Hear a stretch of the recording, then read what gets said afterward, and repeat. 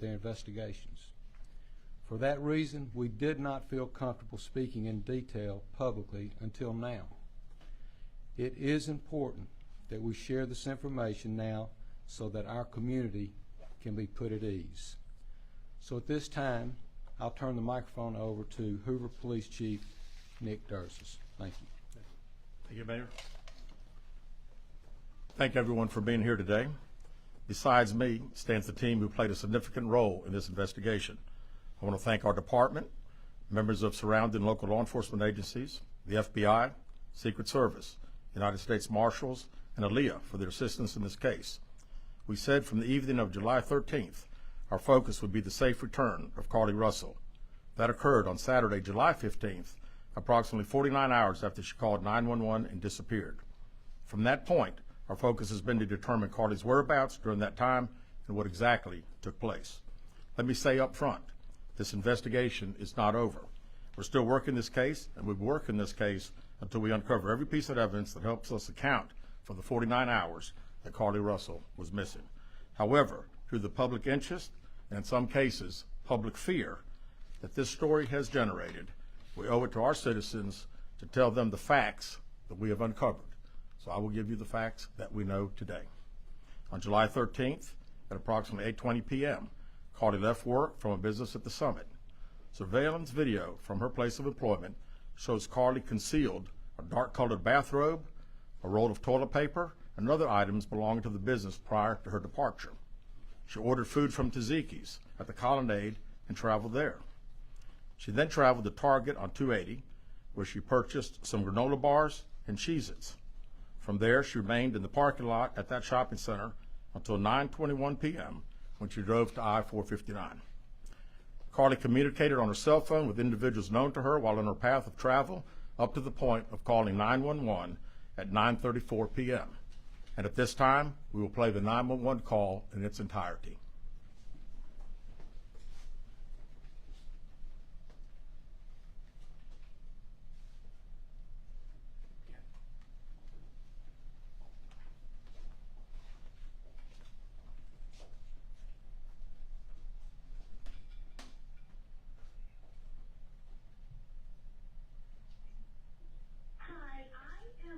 Interstate 459, and there is a kid just walking by themselves. Hold on. Where on 459 are you? I'm right next to the exit 10 by the Hoover Med, like to get off by the Hoover Med. Okay, so you're before the exit? Yes. Okay, and were you headed southbound or northbound? Like towards Tuscaloosa or toward 280? Towards Tuscaloosa. Okay. And was the child on the left or right side? On the right side. Were they walking northbound or southbound? They're walking towards Tuscaloosa. Walking southbound? How old did they look? Like a toddler, like maybe like 3 or 4. Did you pull over with them? Are you still with them? Yes. Okay, are you with the child right now? No, I'm not. I didn't get out of the car. I can see them though. Do you mind staying and keeping an eye on them until we get there? Yeah, sure, yeah. Okay, what kind of car are you in? I'm in a red Mercedes-Benz. Is it a sedan or SUV? SUV. I mean, it's a sedan. Sorry. Can you put your hazards on for me? Yeah, they're on. Okay. Did you talk to the child at all, or did you say anything to them? No. Okay. No. Do they look like they're injured? No, they don't. Are they white, black, Hispanic, or Asian? They're white. Okay. Is it male or female? I think it's a boy, a little boy. White male? Okay. So is he wearing clothes? Yes. Okay. What is he wearing? It's a white t-shirt, and it doesn't look like he has any pants on. It looks like a diaper. And you don't see any cars anywhere? No cars anywhere.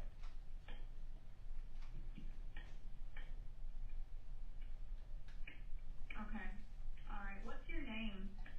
My name is Carlee Russell. And you don't see any injuries on the child from where you're at, correct? No, but I can't really see them that good. Okay, try to keep an eye on them for the best you can, because I don't want you to lose track of them. Okay. All right, and Do they have shoes on? No, Shoes? not that I can see. I can't really see that. Look. Okay. All right. I've got them on the way, okay? Just try to keep an eye on them, but officers are on the way, okay? Okay, thanks. Thank you. Okay, bye. Carlee called a relative after speaking with the 911 operator. She went missing during that conversation sometime after 9:36 p.m. Traffic camera footage was obtained which depicted this portion of the incident, and that footage was analyzed as part of the investigation in conjunction with the 911 call and cell phone data to accurately determine the time frame. Carlee's 911 call remains the only report of a child on the interstate, despite numerous vehicles passing through the area at that time. No one has called to report that a child is missing, and the Hoover Police Department did not locate any evidence of a small child walking down the interstate. Data from Carlee's phone, including her Life 360 app, shows that she traveled approximately 600 yards in her vehicle while she was on the phone with 911, stating that she was following a child. 600 yards. That is 6 football fields straight. 600 yards. The Hoover 911 Center received a second call from Carlee's mother stating that a relative was on the phone with her when they heard Carlee scream, and then they had an open phone line. Hoover police officers arrived on the scene within 5 minutes of being dispatched, and several other officers arrived shortly. They located Carlee's wig and cell phone in the grass near the vehicle. Her purse was located in the front seat of her vehicle with her Apple Watch in the purse. The food she ordered for tzatziki's was also in the car. The items she purchased from Target, as well as the items taken from her place of employment, were not in the vehicle, nor were they located anywhere around the scene. Hoover police deployed all available assets from the point in the search for Carlee. Additional resources were called in to include our own drone unit, crime scene investigators. Numerous detectives responded to the scene. Throughout the day Friday, officers from surrounding local and federal agencies assisted Hoover police in the search for Carlee Russell. Officers returned to the scene on 459 to conduct a thorough line search for evidence. K-9 teams from the Jefferson County Sheriff's Department responded to check for any sign of Carlee, the child that she claimed to see, and anything else that could be considered evidence in this case. Those searches all turned up empty. Private citizens, including search parties organized by her family, friends, began looking everywhere that they could to find any trace. These searches took place throughout the day Friday and again on Saturday, yielding nothing. At 10:44 p.m. on July 15th, the Hoover 911 Center receives a call from Carlee's residence stating that she returned home on foot. In subsequent investigations, detectives obtained surveillance footage of Carlee walking down the sidewalk alone prior to arrival at her residence. She was conscious and speaking with paramedics when she was transported to UAB. Detectives were able to obtain a brief statement from her prior to being treated and released. During the statement, she told detectives that while traveling down the interstate, she saw a baby walking down the side of the road and called 911. She stated when she got out of her vehicle to check on the child, a man came out of the trees and mumbled that he was checking on the baby. She claimed that the man then picked her up and she screamed.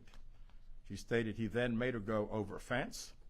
She claims he then forced her into a car, and the next thing she remembers is being in the trailer of an 18-wheeler. She stated that the male was with a female.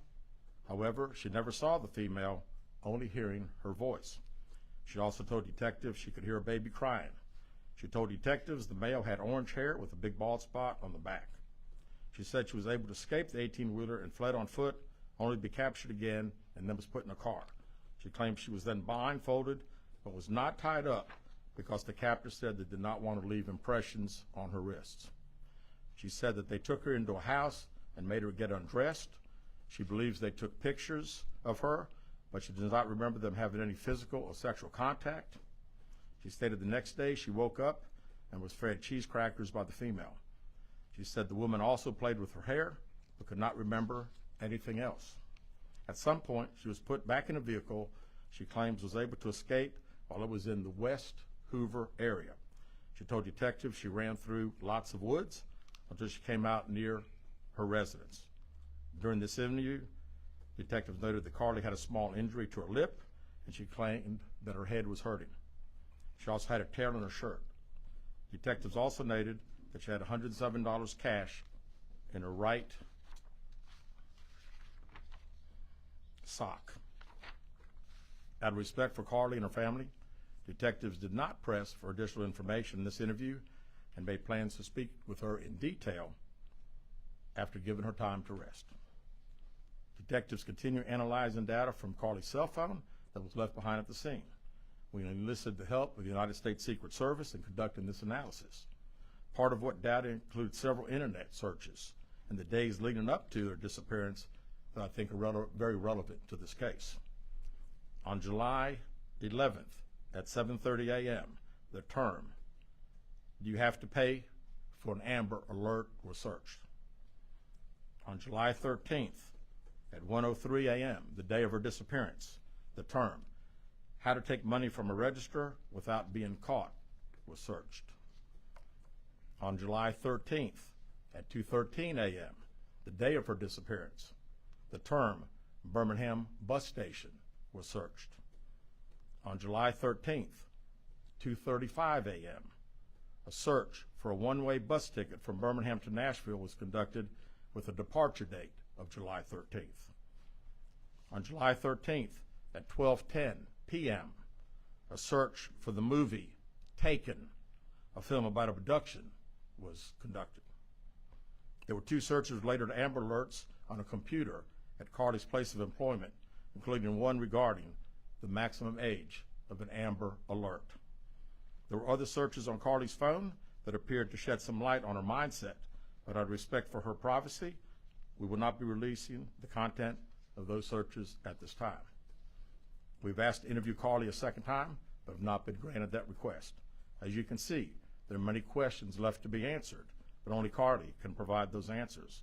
What we can say is that we've been unable to verify most of Carlee's initial statement made to investigators, and we have no reason to believe that there is a threat to the public safety related to this particular case. Thank you very much. With that, we'll open the floor for some questions. Please raise your hand, and I will call on you. Carol.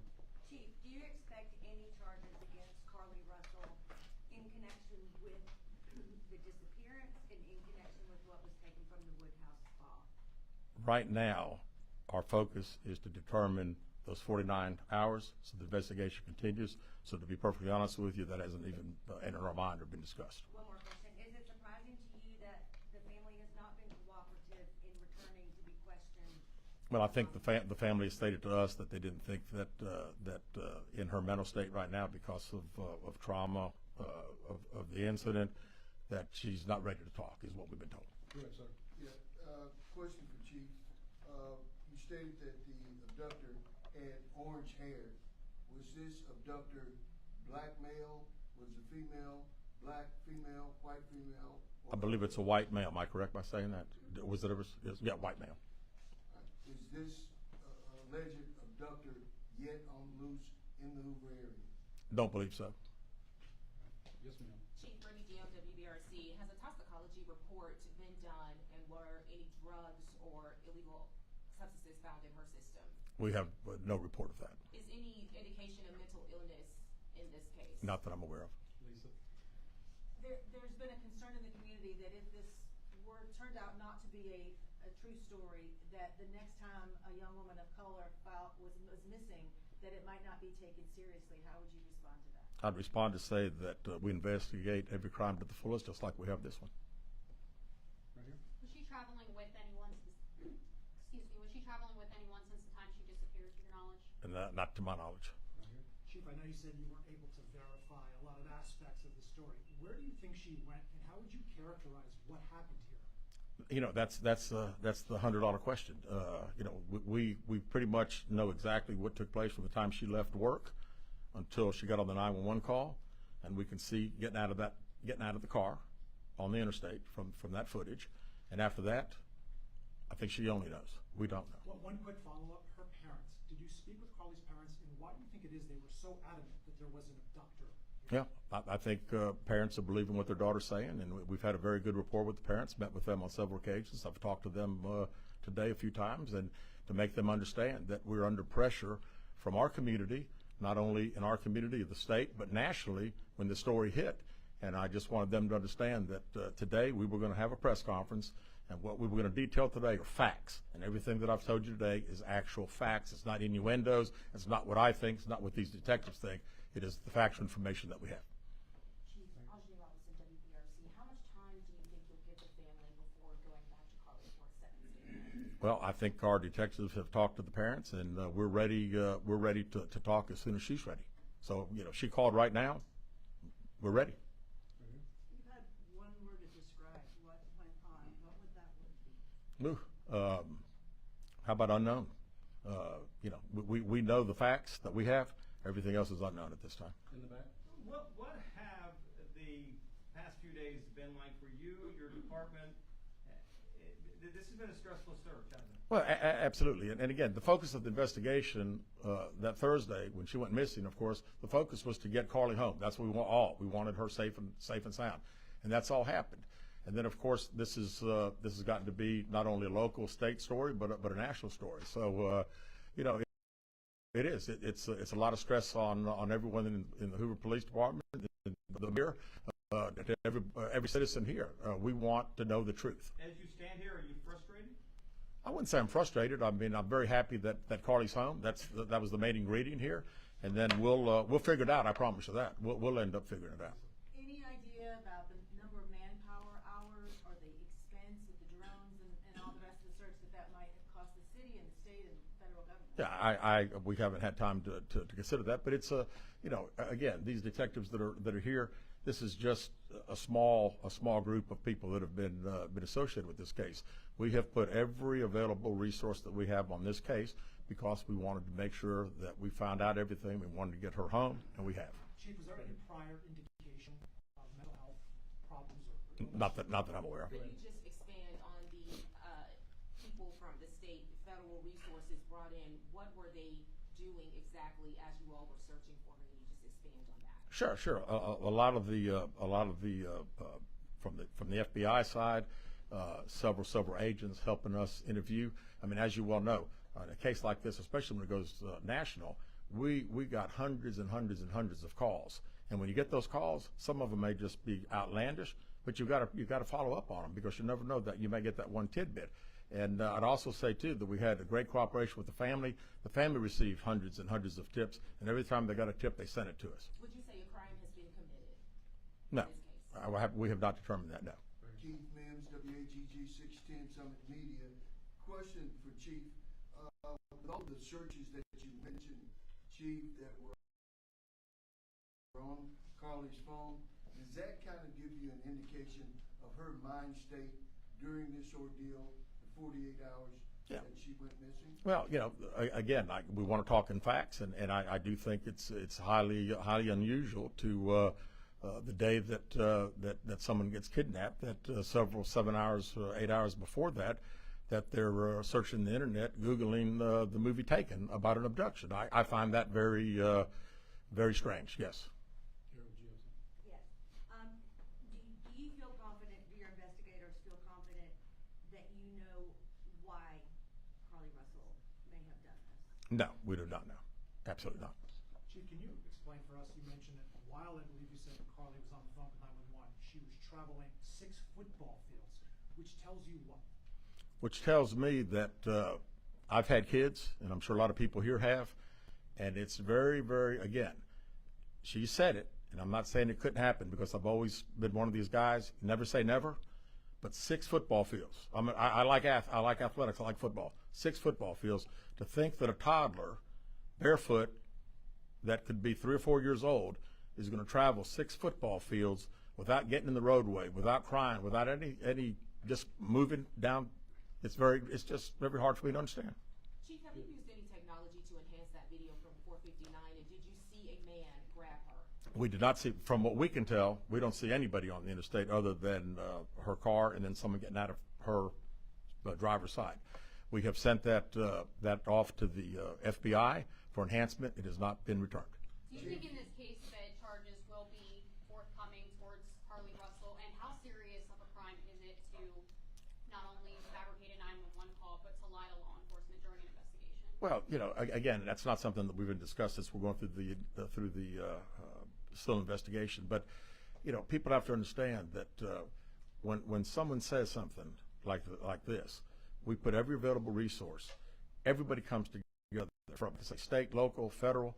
It's just a lot of work, and you know, the gentleman earlier said frustrated. I mean, it is a little frustrating to think that all this has been done and we can't find anything out.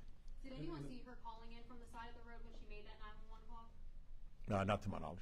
All right, So last question here. Is this investigation held up until you can speak once again to Carlee Russell? Well, there's a few things that we're still doing, but obviously we want to talk to Carlee as soon as we can and do an in-depth interview. And at that time, I think we'll have these investigators doing some other things. So that's all the questions we're going to answer today. We appreciate you guys coming, and we'll be following up with y'all later. Thank you so much. Thank you.